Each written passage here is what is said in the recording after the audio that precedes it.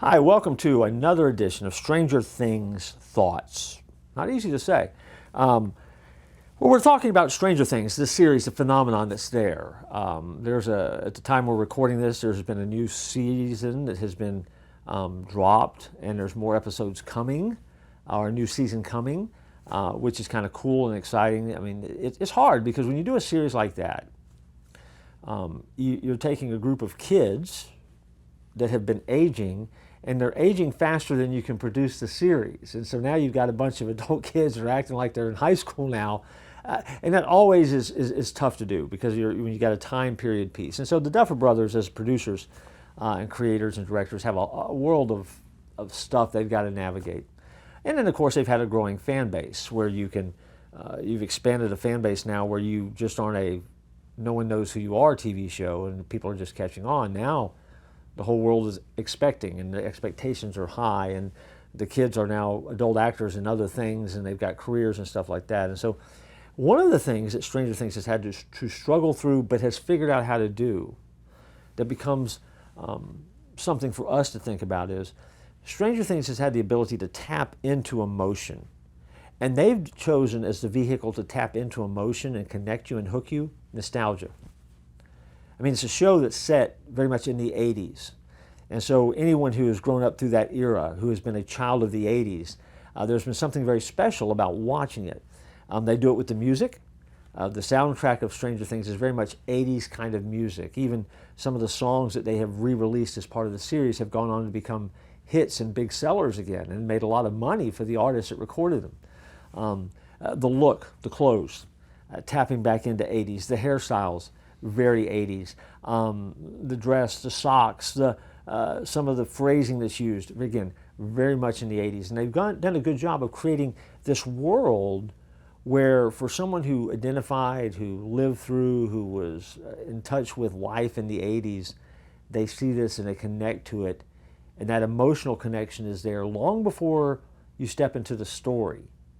They catch you with that look and that feel of that era.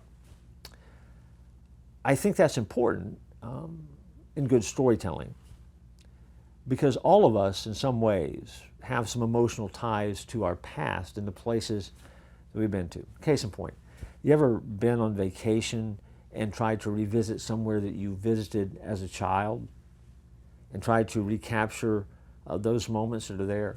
See, long before you get there, you have already decided for the most part it's going to be a good experience. Because often your memories as a child and you bring them to the present day, these places that you went weren't as big or weren't as spectacular. They're certainly not as spectacular now because of your life experiences. But yet you get there and you're just kind of flooded with that emotion of when you were there before, and that kind of translates and transcends the moment that you're in now, and you walk away with some good memories. I did that not too long ago. By visiting a place that I remember visiting as a child with my family, with my parents. It's a little town in Kentucky. As I went there, I kind of walked up and down a sidewalk that was there that went from my grandparents' home to the general store. Well, the general store that was there, that was the big stop that everybody went to, has burnt down and been rebuilt, so it's not the same general store. And obviously the people that own my grandparents' house are not the same people. They're not my grandparents anymore. They've passed on and gone to glory. But yet that sidewalk was still the same.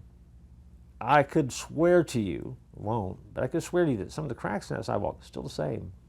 Those steps that lead up to my grandparents' house and that big old front porch, still very much the same. I would tend to think after all these years, surely they've made some changes.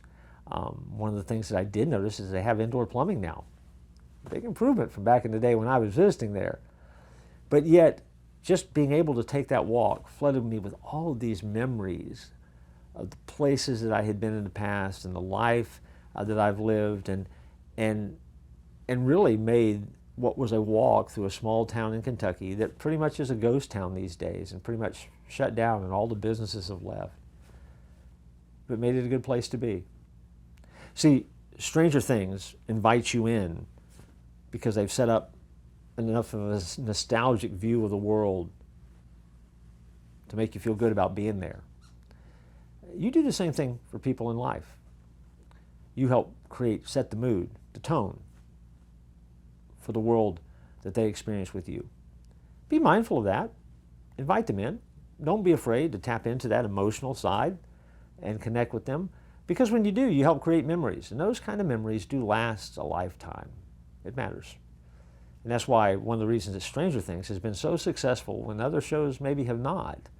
Because they haven't been afraid to tap into that emotion. As a matter of fact, they have done that with gusto and made that a part of the world that they've created. So next time you're watching Stranger Things, think about it. Think about the songs. Take a look at the stuff that's around you.